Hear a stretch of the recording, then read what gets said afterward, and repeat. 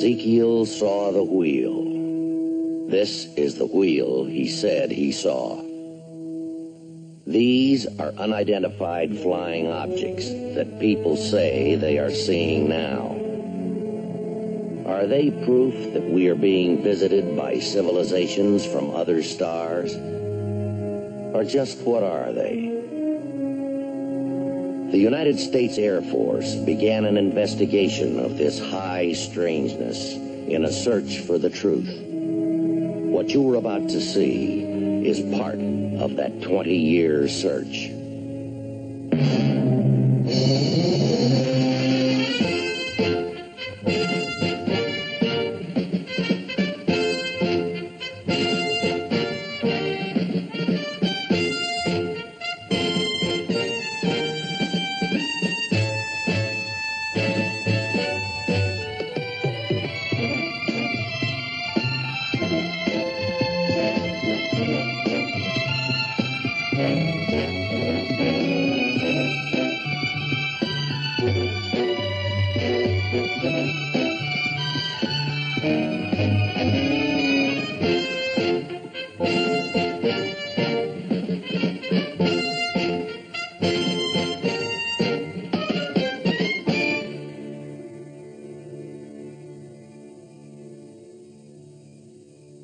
Eastern Kentucky, 0416 hours, 14 July.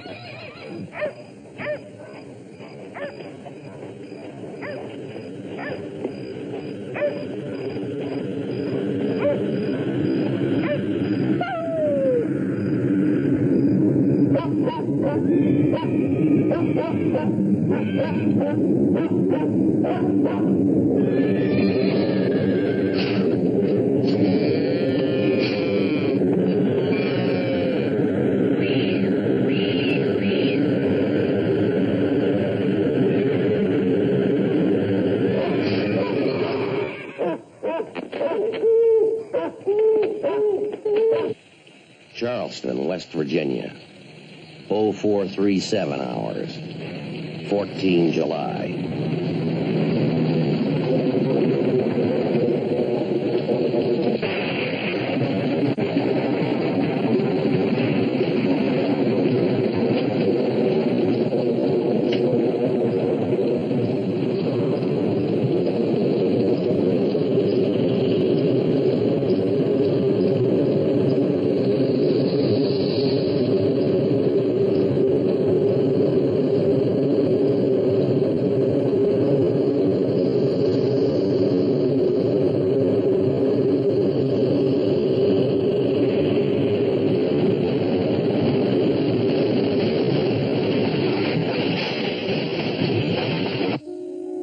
Central Virginia, 0502 hours, 14 July.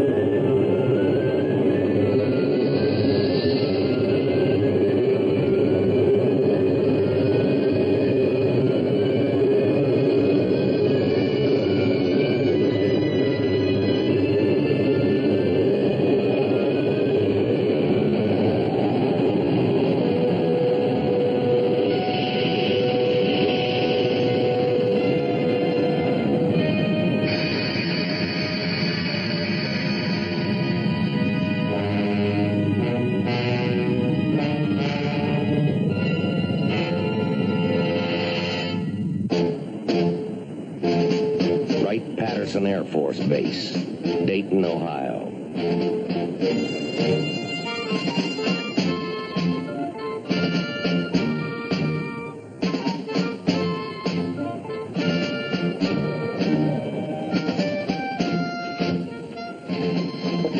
Good morning, Sergeant. Major?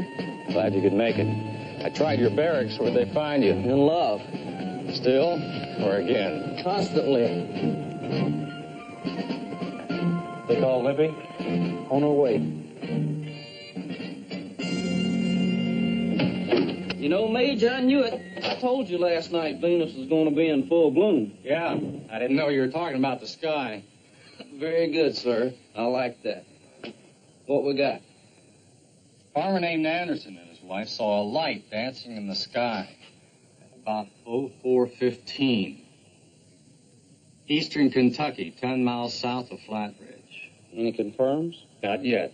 I called Fort Campbell. They dispatched an intelligence team to interview. They'll teletype us. Next, about 04:40, truck driver on Route 119 just south of Charleston, West Virginia, says something came out of the sky, grabbed his truck, and shook it like a baby's rattle. Something shook his truck? Call came from Charleston General Hospital. They had to put him under sedation. Good morning. Hi, Libby. Good morning. Or is it? Talk about timing. Blue Book. Check out those two sightings and see if we've got anything in between. Yes, sir. Go ahead. See if we've got ourselves any nice, shy folks who saw something and didn't think it was worth reporting. Let's just hope there's none of those folks from the Laughing Academy. Thank you, sir. A police captain in Esterbrook, Virginia. A lady called in, said a flying saucer landed in her front yard about 5 o'clock this morning. Kentucky, West Virginia, Virginia. They've had a busy morning. Silver Hill Radar Site, Washington, D.C., 0602 hours, 14 July. Hey, Gus, a Caribbean island, 10 letters. Hey, You got something? thought you said we'd have no traffic for another 20 minutes. I did. I'll say it again. Air Atlantic 52 from Kansas City, ETAR control zone 0622. ETA's now 18 minutes. Must have caught a monster of a tailwind. If he did, he lost it somewhere. Moving slower now. I make him just under 200 miles an hour. It's too slow for a 727. That can't be our commercial. Probably some cowboy coming back from a party. Didn't file a flight plan. That's no weekend flyer. I painted big and solid, Jerry. Air boss, I'm painting a target bearing 275 degrees. No reported traffic in that area. Roger. Give me distance and course. I'm on a 100-mile scale. I read 90 miles. Steering 089 degrees. Right. Work up his ground speed. Radar. Need altitude on a bogey at 90 miles.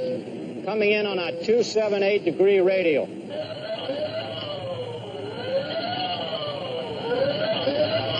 Gus, you sure your bogey's not Atlantic 5-2? We'll make sure. Washington Center to Atlantic 5-2. You read me 5-2. This is Washington Center, over. Roger, Washington. This is Air Atlantic 5-2. Go. We're painting a target approximately 80 miles from us, closing slowly. Do you see anything out there, over?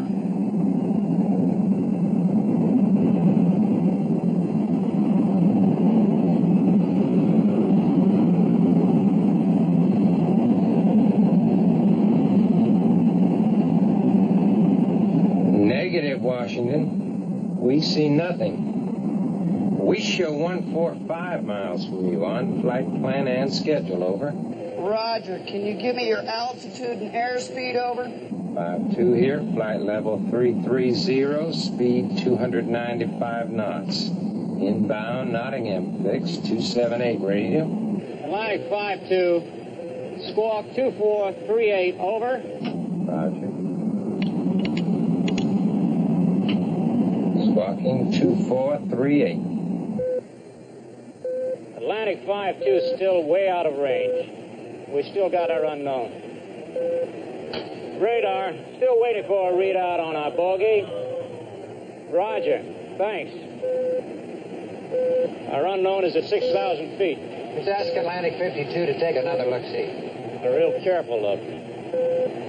This is Washington Center to Atlantic 5-2. We confirm your flight level 330. Start your descent to flight level 200. Report out of 330, over. Roger, Washington. Atlantic 5-2. Coming out of flight level 330 right now. Kind of early, aren't we, good buddy? Over. Fly now 270, radio Nottingham. We want you south of present course. We'll turn you shortly, have you over the Oxon fix for your approach to runway 36. When you're level at 200, look for visual at 10 o'clock low. Over? Roger, Washington. What exactly are we looking for? You tell us. We still paint that same unknown at 6,000, bearing 279 degrees. Eyeball carefully.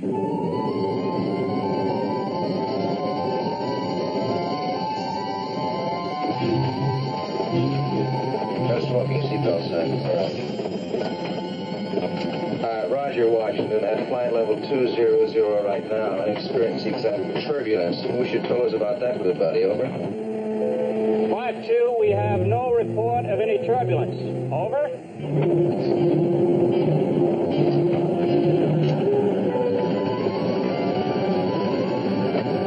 Roger, Washington. We believe we see, Say again? You see what, 5-2? I don't know. Looks like a big ball of light hanging in the sky below us. More like a football.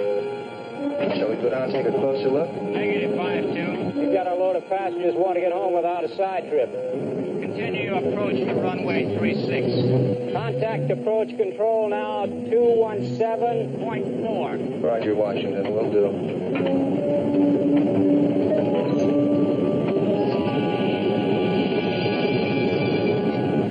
Morning, Charlie. Morning. How'd you like to start your day with a real keen problem? Yours or mine? Mine now, yours maybe. We have an unidentified slow mover at 6,000, confirmed by a visual sighting from a commercial airliner. What do you see? A blob of light, but it's moving into our control zone. Just one? Boss, you better come over and take a look at this. So what's the matter? This thing just took off straight up at about 1,000 miles per hour. Is it still climbing? No, sir. The radar height finder indicates the target's hanging at 20,000. Hanging. Yes, sir. Now, I paint ground speed at just under 100 knots an hour. There's no plane, nothing that can operate at 20,000 feet at under 100 an hour. That's close to hovering. You're so right. Now stay on it. Build and maintain a 20-mile buffer zone around that UFO. No more observations from commercial aircraft or anybody else except military interceptors.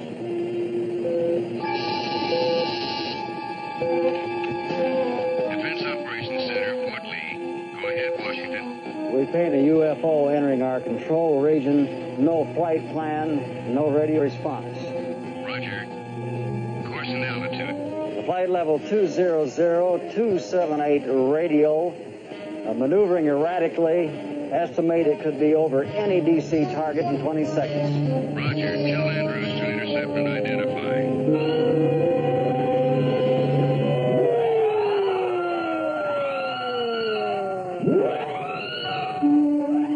Andrews Air Force Base, Maryland, 0617 hours, 14 July.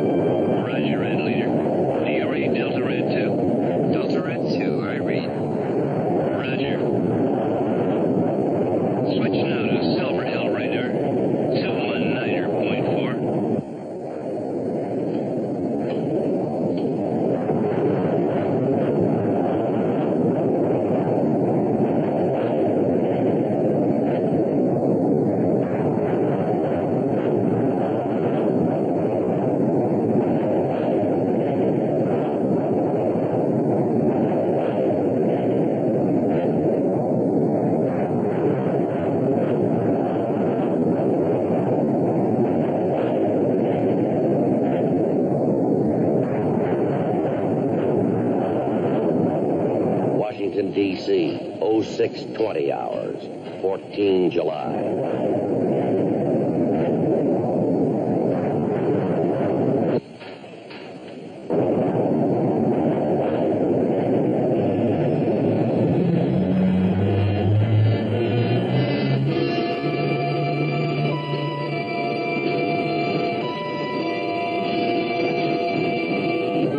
Silver Hill, Delta Red Leader.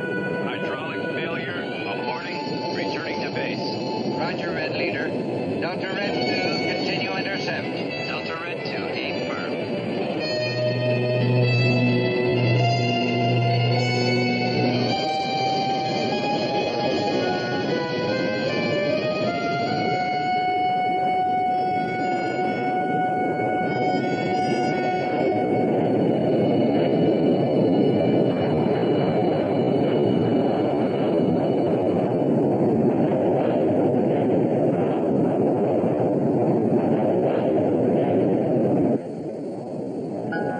Silver Hill, I have radar lock on ahead and above.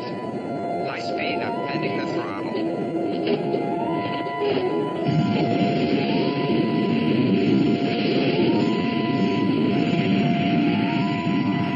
Roger, Delta Red 2. We confirm.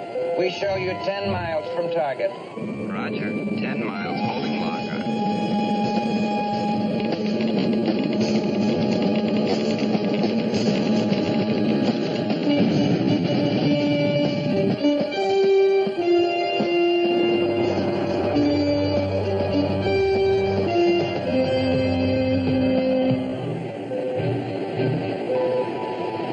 I've lost the bogey.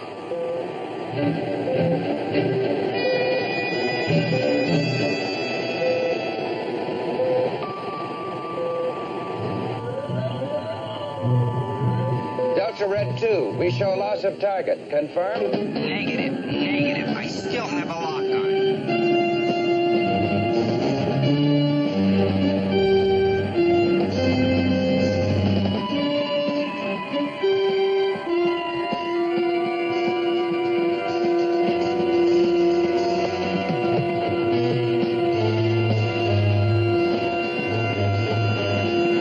I'm at Mach 1.2 going through 20,000. He's staying ahead of me, almost straight up.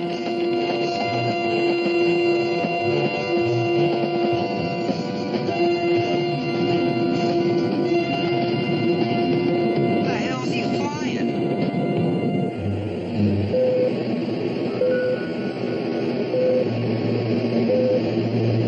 There's nothing there. Delta Red 2, we do not copy your target. I say again, you have no target. I'm on him big and heavy, I tell you. I see him. Roger, Delta Red 2. What do you see? I see him. We repeat. Delta Red 2. What do you see? Over.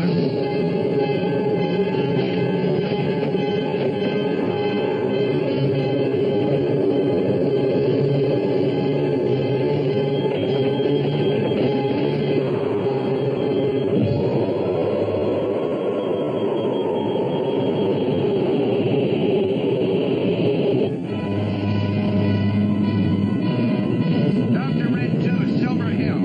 Do you read? Over.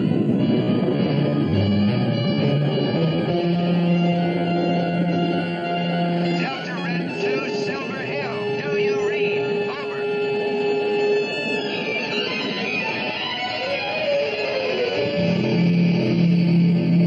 I find him still climbing. He'd be above his service ceiling. He can't be climbing straight up. No, Charlie. He's going straight down.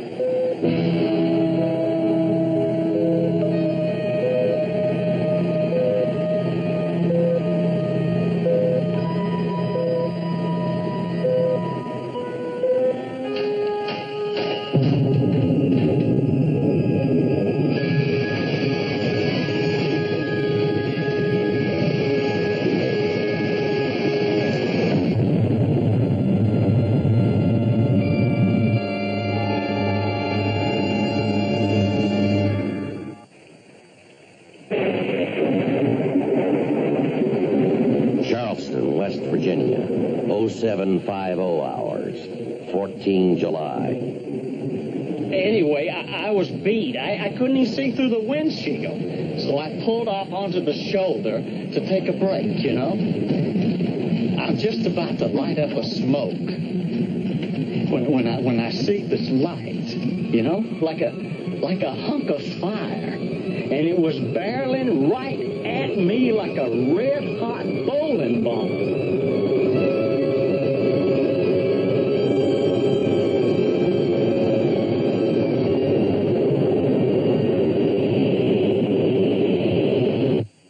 Next thing I know, I wake up here. Major Gatlin, your secretary's calling, long distance. Excuse me, I'll be right back.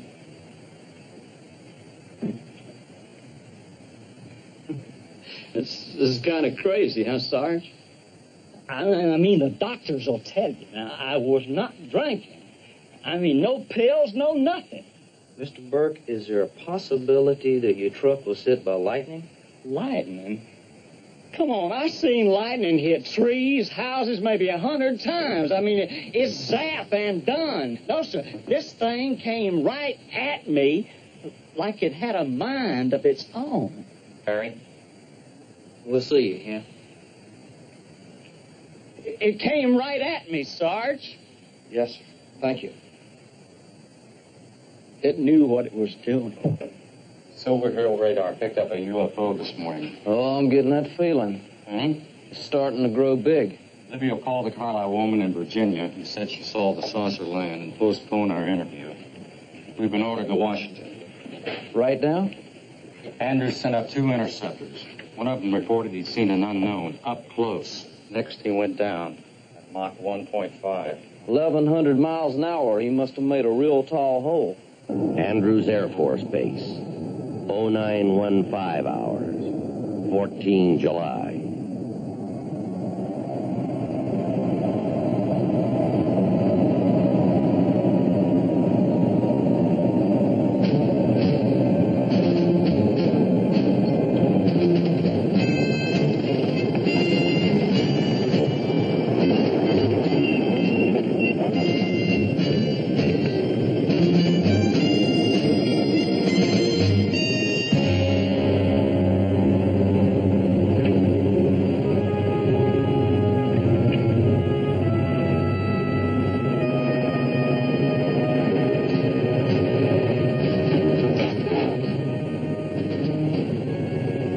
Fritz, I'm Gatlin, Project Blue Book.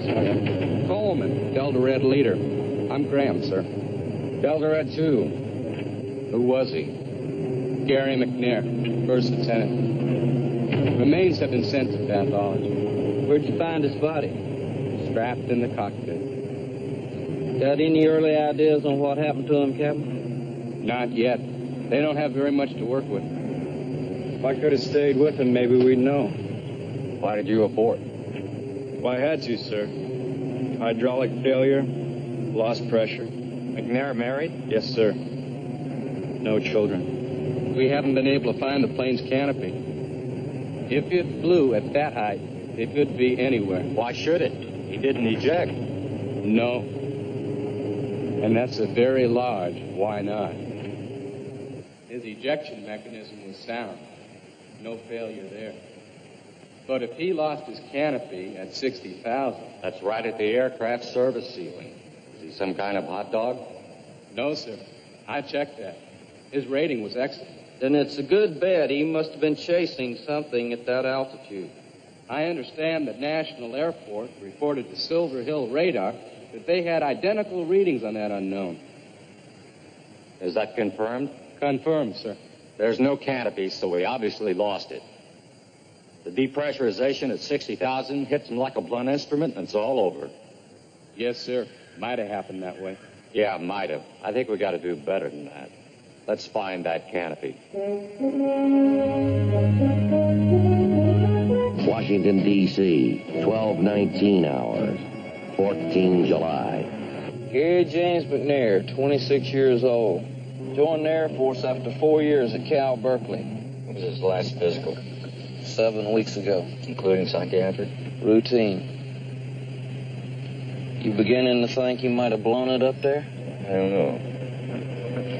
You reported chasing a target when ground radar showed nothing. You tell me, Harry. Air Force 19, this is Andrews, Motorpool. 19, go ahead. We have a telephone patch for Major Gatlin from Captain Graham. Affirmative, go ahead. Gatlin here. Graham, sir. We found that F-106 canopy 4 miles from the crash site. It's in the lab now. Outstanding, Captain. How soon can you have it for us? We've got to make dye tests, magnaflux. We need a day, sir. Can you make it any sooner? No, sir. Not if you want qualified answers. Sorry.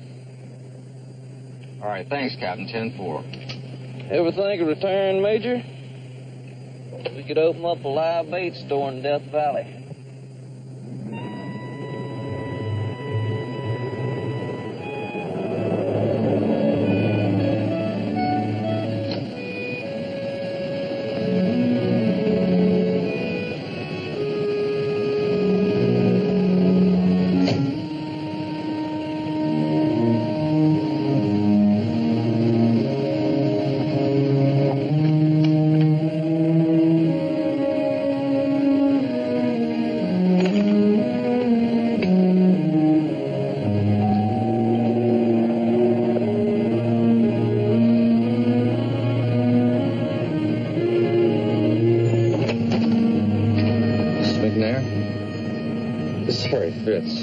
I'm Jade Gatlin.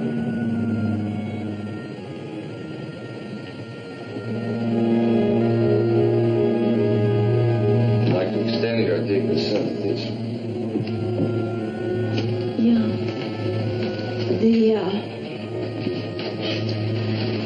The chaplain and the base commander were here this morning.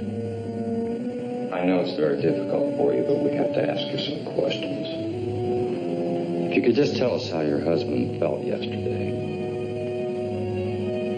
We're just trying to reconstruct your husband's frame of mind when he got in that airplane this morning. My husband is dead.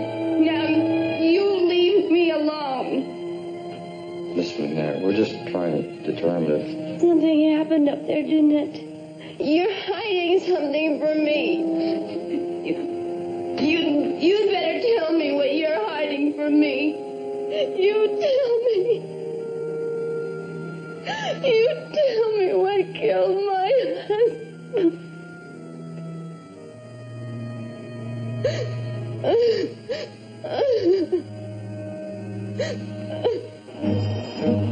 Andrews Air Force Base, 0916 hours, 15 July. The cracks marked in green indicate those fractures we believe were caused when the canopy struck the ground. The ones marked in red we believe occurred during flight. Dye tests are not infallible, am I right? Yes, sir. They run about 75% accurate. It's that other 25% we're interested in. Yes, sir. The pilot did not eject. He didn't blow the canopy. Yet it was separated from the aircraft during the flight. We found it 4 miles from the crash site. Sir, what caused it to separate during flight? Simple loss of pressure. The canopy fractured, cracked. It was ripped right off the aircraft. What caused it to fracture? Structural fatigue? No, sir. Not according to our periodic maintenance check 2 weeks ago. The aircraft had 8 flights prior to the crash. No write-ups. Then, sir, what caused the canopy to crack during flight? This piece of hardware fell 60,000 feet to the ground. The Major said it. Dye tests are not infallible, but that's what happened. Has to be. Has to? What else could it be, Major?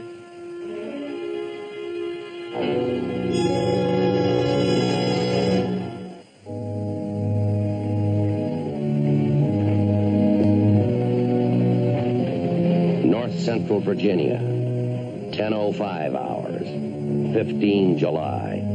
And then it settled down. Right here. It was the same flying saucer I read about in the newspapers, the one over our nation's capital. Your pilot must have been unfriendly.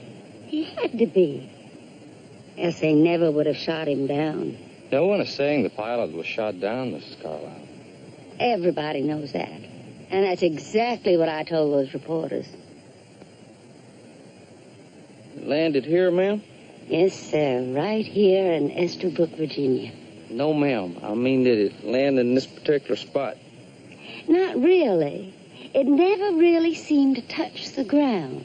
Mrs. Carlisle, would you please tell us exactly what you saw?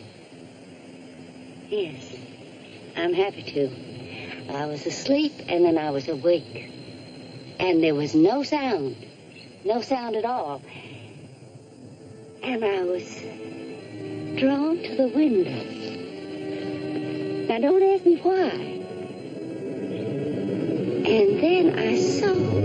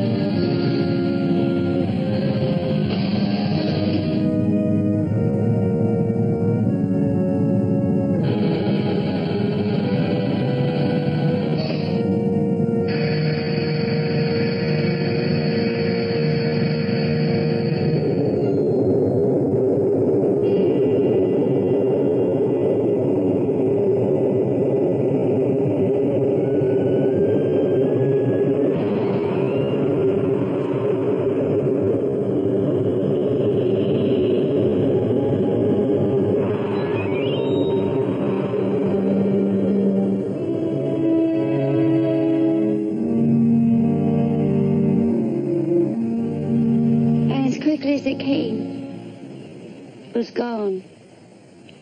Why did you say, "No, I am not afraid, thank you"? Oh, because he spoke to me. I didn't hear the words, but I understood as if he did. He told me they were visitors, and they meant us no harm. Yes, ma'am. Oh, I felt wonderful after they left, all tingly and excited, full of energy. Oh, excuse me. That's telephone. Will you excuse me, gentlemen? Let's take a sample. Check it for radiation. Do you believe her? I don't know what to believe, Harry. I don't know what other people see. I don't know what that dead pilot saw on his radar that people on the ground didn't see. Or what he saw in the air that made him fly at it. Or what happened to him because he saw it and the rest of us didn't. You know, I'm coming to one real conclusion about this job. What's that? We got more unanswered questions than a Senate subcommittee.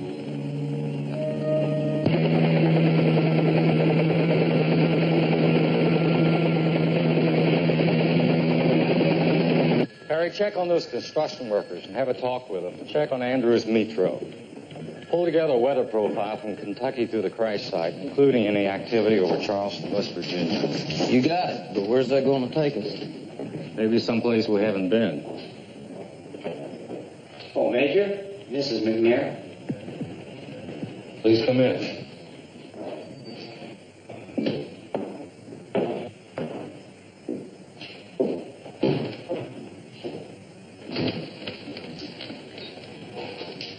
Have a seat.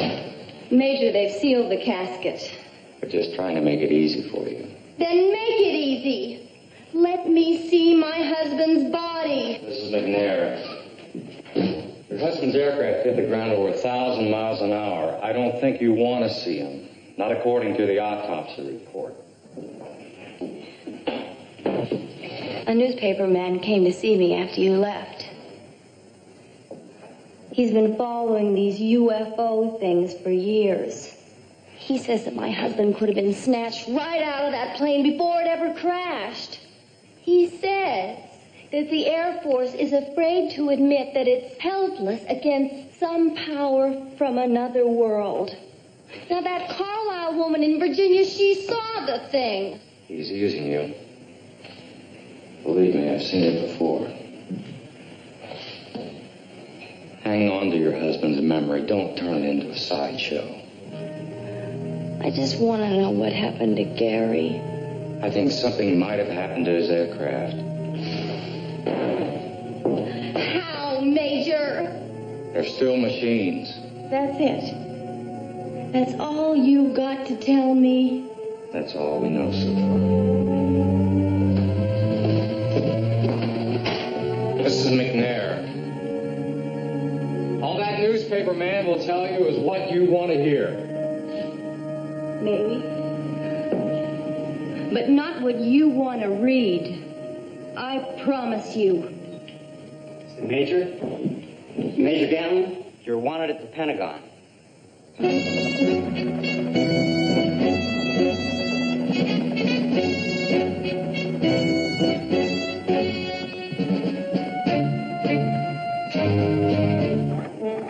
One moment, Major Gatlin.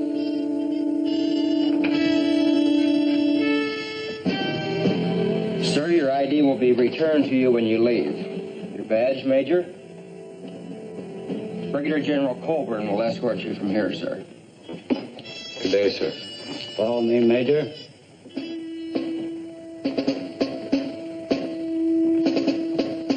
Stand behind me, please.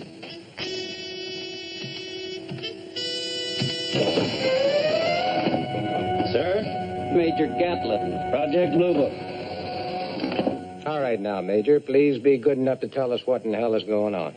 No definite explanation, sir. Not yet. Your opinion, Major. Was there something up there? I don't know, sir. I know there was one object sighted. There were no prior sightings here in the Washington area. One UFO could mean a reconnaissance mission. The next question would be, reconnaissance of what? When this was first reported, we upgraded some of our air defense units to a high state of readiness. I ask you now, Major Gatlin, in your view, does this UFO sighting pose a threat to our national security? Until we investigate further, I cannot say that it does not. Are there any other opinions before I advise?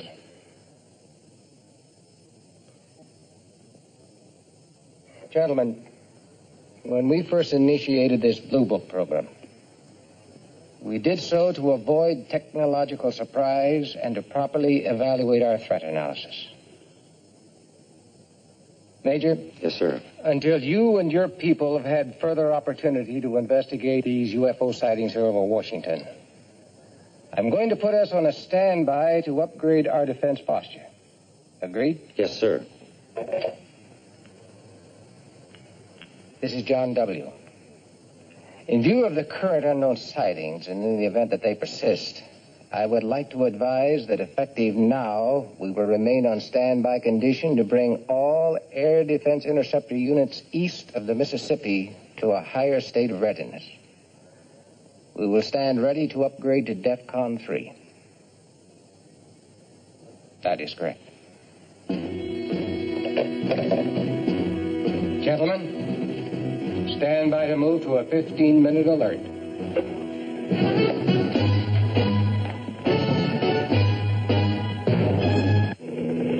Is that your leader deplaning the Pentagon Express? That's him. Been down to operations, right? About that Washington jazz, them UFOs. That's what he's been talking about, right? Wrong. He was down there getting you the Good Conduct Medal for tending to your own business.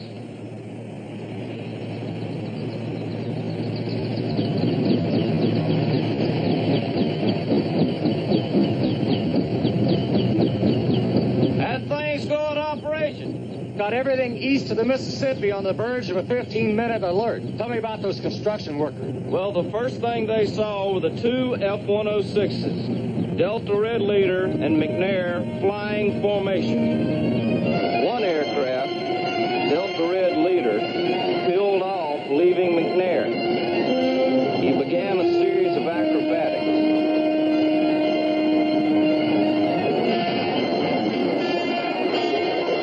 According to the two construction guys, he was in a real dogfight. Only one thing missing, the enemy. McNair was all by himself up there. Then suddenly he went into a steep climb, straight up. A few seconds later, they saw McNair again, heading straight down. They see anything else? They saw the flame from the crash and they heard the double sonic boom. Well, if we believe them, and why shouldn't we?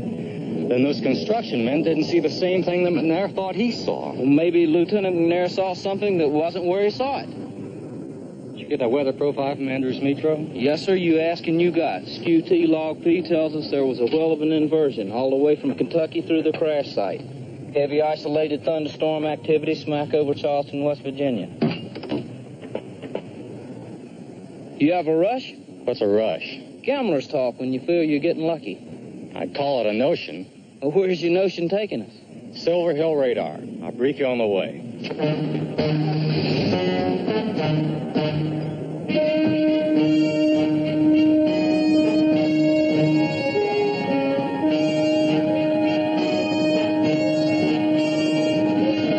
Can your computers figure out the exact elevation angles from the UFO on your radar scopes to the ground receiver here? Why? Because maybe the signal bounced. Say again? Bounced or reflected.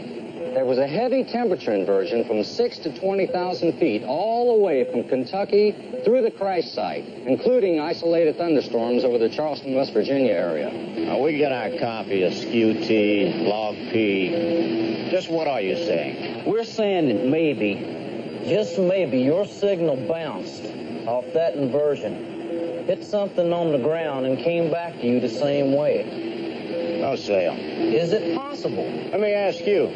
That pilot locked onto something up there, and he died trying to prove it. We had a visual sighting from a commercial aircraft. Andrews radar, national airports, and ours. We all painted the same bogey.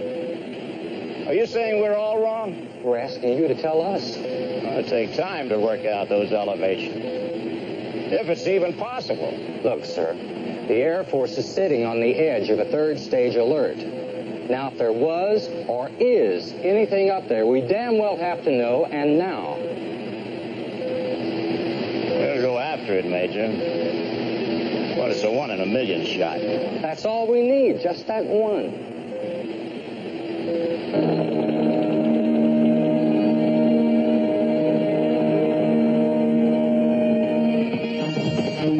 Stand behind me, gentlemen.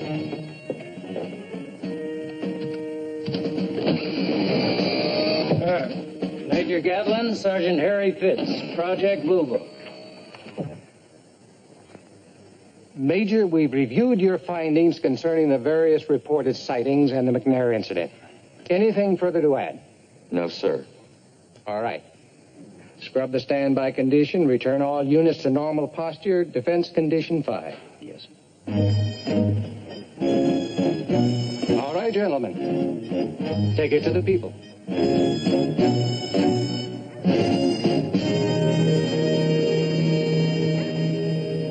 Our investigations lead us to believe that you people may have seen reflected light.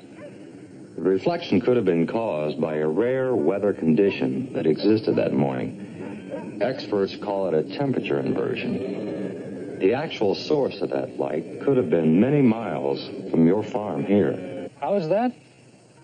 Have you ever shined your flashlight into a mirror and seen it reflect on an opposite wall?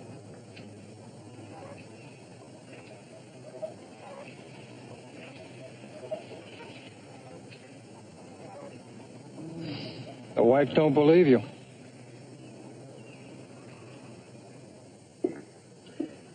I can't figure out the ignition here. But it sure ain't been the same since that night. That may have something to do with what we believe happened to you on the night of the 14th. Oh? How so? You remember how severe the storm was that night? There was a great deal of electrical activity all around the Charleston area. We think you may have witnessed a very rare weather phenomenon. Not many people have seen it, but it does exist, and it could be what you saw.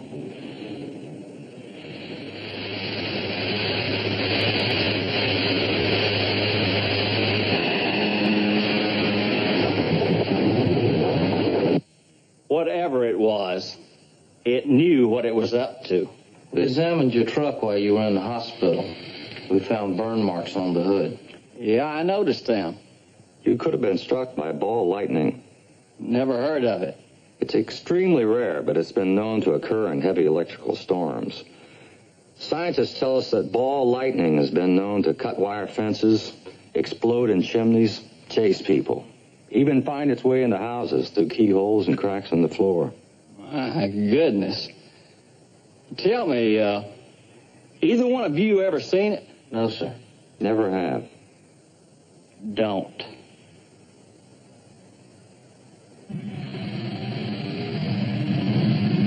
There's no way we can tell you that you did not see what you tell us you saw. However, we found no physical evidence to confirm your sighting. Well, I don't need any proof. I saw what I saw. Yes, ma'am. Well, we found no evidence of radiation here. Now, what's that supposed to mean? The machine you say you saw would have to be powered by some means. The most likely possibility would be a system that would leave behind traces of radioactivity, to the best of our knowledge. Uh-huh. To the best of our knowledge. Why? We didn't use it to get to the moon. No, ma'am. But we did leave evidence of our visit behind. Because we didn't have the means to bring back all those expensive gadgets. Now, did we? Since we didn't use atomic energy, why should we believe that they do? Isn't it possible they could be ahead of us? The great distances that would have to be traveled to reach our planet would require a propulsion system far more sophisticated than we now know. We can only assume that it could be some form of atomic power. There you go again, Major. Assuming. Without positive physical evidence, we have no choice. Well, neither do I. And I have all the positive physical evidence I need. It landed right there. I saw it. and it left without leaving a trace of anything behind. Now, let's have some more lemonade. I assume my invitation had something to do with this morning's newspaper. We read it. A small story on page 14. Something about pilot's wife refuses to blame the Air Force. I think they mentioned your name. Are you all right now? The funeral was yesterday. No, I can handle it. You know what I cry about now? That we didn't have a baby. At least one. It's gonna hurt for a long time. Do you know anything more about what happened to Gary? A little. A couple of airline pilots may have seen what your husband saw, but we can't be sure. We believe we're dealing with a temperature inversion that created a series of reflections that were transmitted from a far distant point. I don't understand. We think Lieutenant McNair saw something, but he wasn't sure what he saw, even though the radar scopes indicated something up there, at least for a period of time. Those radar scopes and the airliner saw something, but we're not certain what they saw. That temperature inversion could have caused a reflected light from a distant ground source.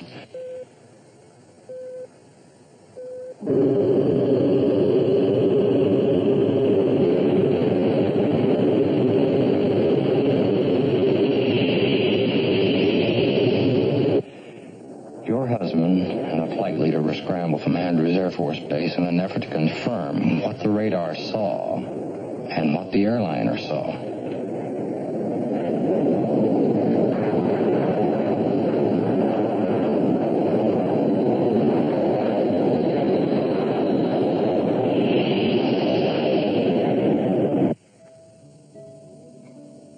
Gary saw it, but he didn't know what he was seeing. Is that what you're saying?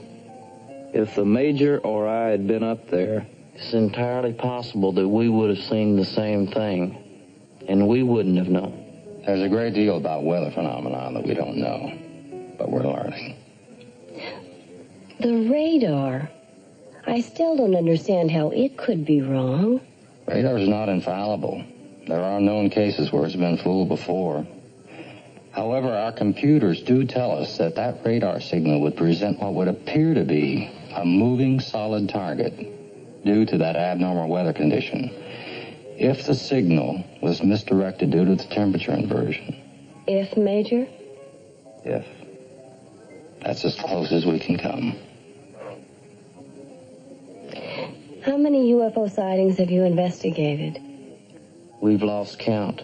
Project has looked into over 12,000. And I suppose a fair number of them are unexplained. Yes, ma'am. Roughly 30%. Well, thank you for the dinner. It was very thoughtful.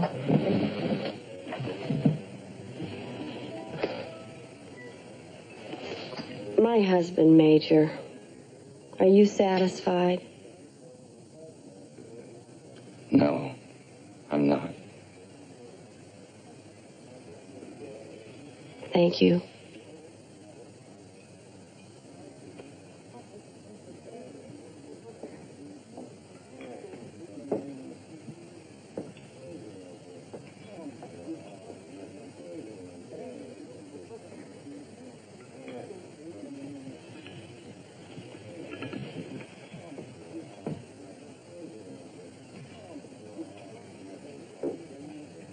Cold.